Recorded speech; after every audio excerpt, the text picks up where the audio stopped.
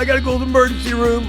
I think I'm having a heart attack. We're going to tell a story about the Macho Man Randy Savage. And this is going back, now me and Randy lived together about 40 years ago. This is where me and the Macho Man used to live, in Lexington, Kentucky, when we were running the ICW territory in Lexington, Kentucky. The territory that had like 14 TV markets, and we were up against Jarrett, Jim Barnett, against the Sheik, against Dick the Bruiser, against Bob Geigel, you name it. But anyway, Randy and I, we lived in Lexington, Kentucky, and we had the house there. And then 2 houses down, there would be Angelo Popo, Randy's dad, and his mother lived there. And occasionally, Lanny stayed there too. I think it was 192 Toronto Road. And then the miser lived 2 houses down with Leap and Lanny and Judy Popo. But what I'm talking about today is some of the shenanigans that me and Randy did of ribbing each other. So every morning we would train at Sinte Sports Center. It was a great gym in Lexington, Kentucky, off Richmond Road and New Circle. It was so great they had a wave pool, and there they sponsored the Mr. Kentucky 2 years in a row.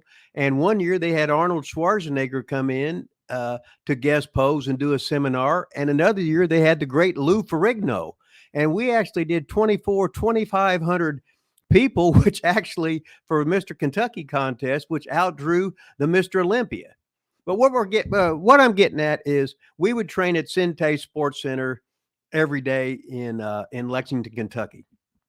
So we'd have a big protein shake every morning.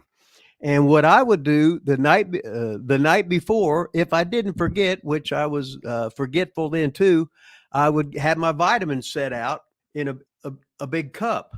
So I had B complex, C, E, choline, and inositol, which were fat burners. And then in another cup, I would have 40 of desiccated liver pills. Ugh. And you'd take them, and you thought and that was all we would take that I would take. So I would try and remember to put them out the night before, but sometimes I'd forget because I was forgetful. So what was happening was Randy was sort of dipping into them. And I noticed that a lot of times my vitamins were going down, but I hadn't been taking them. Either I was missing them or whatever. What was happening is he was laughing, and I'd leave the vitamins out and he'd take them. So I devised a plan where I would get some niacin pills. Niacin pills were like the little blue pills, and you'd put them in and they would open up the blood. They would open up the capillaries. So you would all of a sudden, you would take them some bitches, and you would be, your whole body would be on fire. So when Randy a couple times he tested me out and he left them alone. But then I noticed one day that they were all gone. I said, well, I thought I laid them out there. So I put them out there. But I left the niacin in there. So Randy took them, and so we're driving to the goddamn gym, which is like about a 15-minute ride from our house to go to Sinte Sports Center in Lexington. All of a sudden he goes, Rip, I got to go to the emergency room. I think I'm having a heart attack. I said, what are you talking about? I said, oh, Randy, you're all purple. Oh, my God, your blood pressure must be sky high. He goes, I got to get to the emergency room. But he was saying I got to get to the emergency room. I said, no, what you got to do is you got to quit stealing my vitamins, because you were ribbing me, but I ribbed you. So what you do is now all of a sudden you feel like you're having a heart attack, but all that is the vitamin called niacin. And what's that doing is open up your blood and your capillaries. About 20 minutes, you'll be fine. You'll be feeling great. But the whole thing is, I don't think you're going to be taking my vitamins anymore. So he was happy that I was ribbing him back.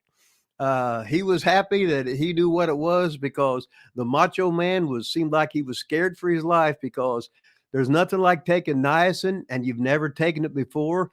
And the feeling you get, you're on fire. So from then on, Randy didn't touch my B complex. He didn't touch my choline, my inositol, my vitamin C, or my vitamin E.